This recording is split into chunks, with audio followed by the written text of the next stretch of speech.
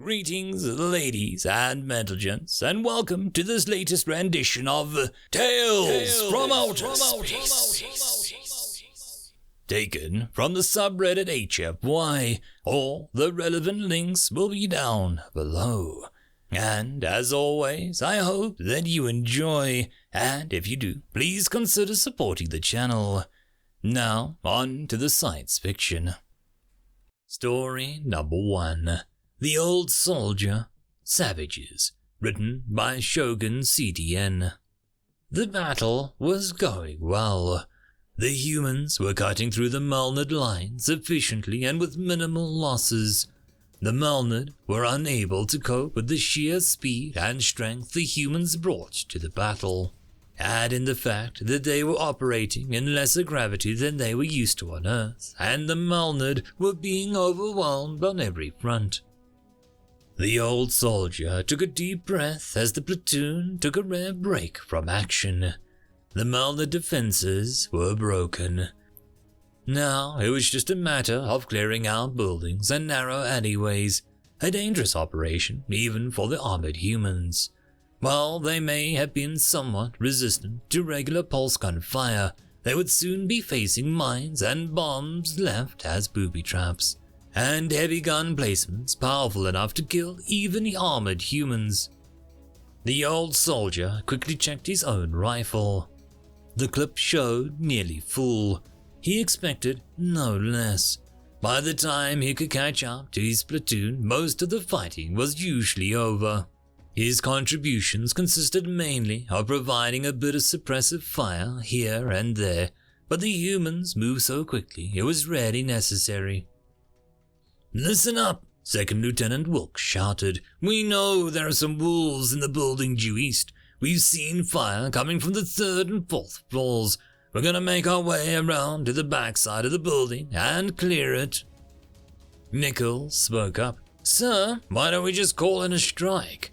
"Negative," came the reply. "Civilian population is unknown. We're deep in the city now. Those aren't military installs. 4-man teams, keep tight, sweep the rooms just like in training, room by room." The old soldier prepared himself to follow the platoon when Wilkes loomed over him. "I'm gonna need you to stay back and provide cover and report movement. If the wolves reveal their positions or try to make a run for it, we need to know."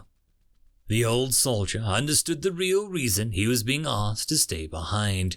The second lieutenant thought he would be a liability in the work to come, but he was well trained and simply chirped out, "Yes, sir." "Move out. Stay under cover until we get closer to the building," Wilkes barked.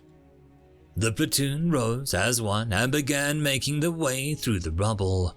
The old soldier began to scan the area for a vantage point to cover the building. A minute later, his world suddenly exploded in sound and light, and he found himself thrown through the air, landing hard on his side. Only smoke and dust filled his senses as he struggled back to his feet, unable to hear the subsequent explosions. The platoon was struggling to find cover as the anti-vehicle pulse rounds continued to hammer their position. Through the haze, the old soldier saw him. A Malnad warrior had been hiding in the rubble and in the confusion was now making his way towards the humans. They were facing the wrong way trying to take out the pulse cannons, and in his hand was a high-energy grenade used to take out armored vehicles. The old soldier scrambled to find his rifle, but it was nowhere to be found. He screamed through his comlink, but couldn't even hear his own voice, his ears now ringing from the concussion of the explosions. He kept screaming a warning even as he raced towards the Malnad. As the Malnad went to arm the grenade, the old soldier made a desperate leap. He would not let his comrades die, not this far from their own homes, not while fighting to retake a planet that his people had lost to the Mantid so many years ago. He thought of the countless Rothla the humans had freed from the Malnad and the billions of lives forever changed. They had returned long-lost pride back to his people. Day after day, on planet after planet after planet, they threw themselves into harm's way, simply because they felt that it was right. As a species, they owed the Rothler nothing, and yet they sent the sons and daughters of Earth to fight and die. "Not today," he screamed to himself. He landed on the Malnet and, in a blind fury, sunk his teeth into its neck. Rothler are herbivores, but their teeth are still strong and sharp. The Malnet roared and desperately tried to rip the old soldier off of him, clawing at the Rothler as he dropped the grenade. Both figures fell to the ground in a snarling, vicious third frenzy. The old soldier bit even more deeply into the neck and held on fiercely with his paws, even as he felt the slashes of the Malnet cutting through his fur and skin. Their flailing bodies kicked up dust and spilled blood all over. He forced his jaws tighter and tighter together until he felt his teeth meeting through the flesh, and then he wrenched his head back violently, tearing out a large chunk of flesh from the Malnet. Blood sprayed violently from the large wound, and the old soldier's face was painted crimson. Even as he finally lost his grip and rolled away, the Malnet died in front of him. The taste of blood filled the old soldier's mouth, an unwelcome and foreign experience. As he lay panting on the ground, the platoon slowly gathered around him. The explosions had ceased. Whoever had been firing had been taken out by the humans. It rarely took them long to neutralize enemy fire once they identified where it was coming from. All the humans formed a semicircle around the gruesome scene. The Malnet lay in a pool of its own blood, exposed flesh and bone on its neck. The old soldier was bathed in a mixture of the Malnet's blood and his own. His face was a mask of red, and drops of blood streamed from his mouth. Patches of his own fur were torn, leaving ugly red slashes where the underlying skin showed through. The unarmed grenade lay near them both. The old soldier could not comprehend what he had just done, what no other Rothler had ever done. He couldn't understand what had come over him. They were talking, but the old soldier couldn't hear what they were saying clearly. The voices were still muffled. As his hearing came back, he heard one say faintly, "Damn, he's straight up savage." The old soldier panicked as the translation came in. Savage. This is what they thought of him. He despaired for his people. Their new human allies would report what happened here. They would believe that the Rothler were savages.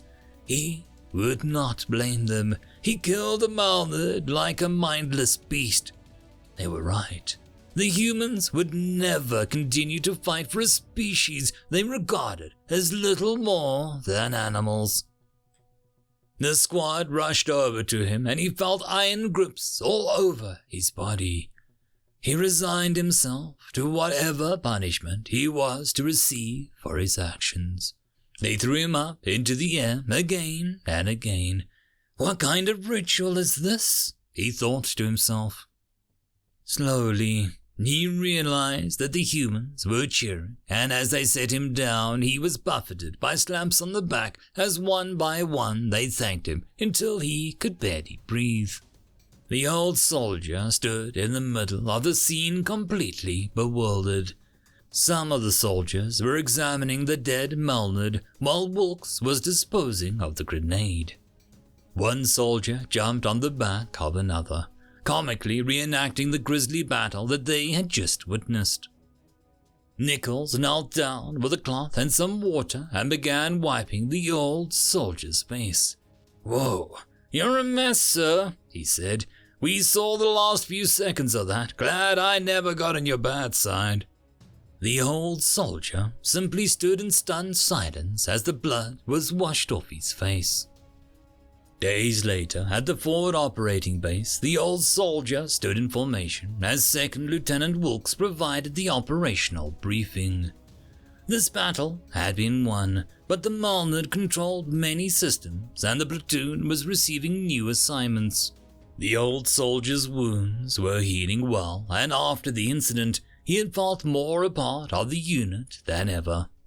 He felt a new easiness with them, and they in turn afforded him a greater level of respect than before.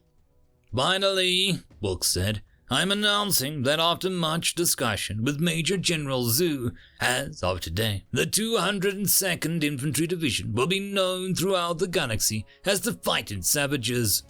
A banner unfurled behind Wilkes, revealing the black silhouette of a Rothler face, with blood-red streaks around the mouth.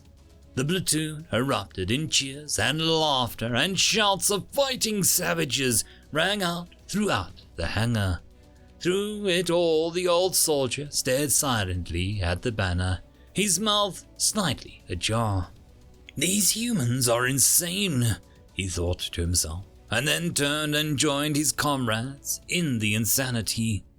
End of story. And that, my friends, concludes this video. I hope that you enjoyed, and if you do, please consider supporting the author, even by popping over and leaving a thumbs up or a nice comment, just to show your appreciation for the story. However, if you wish to support this channel, there are links down below which will help immensely. I will see you all in the next one, and until then, I hope that you have a fantastic day. Cheers.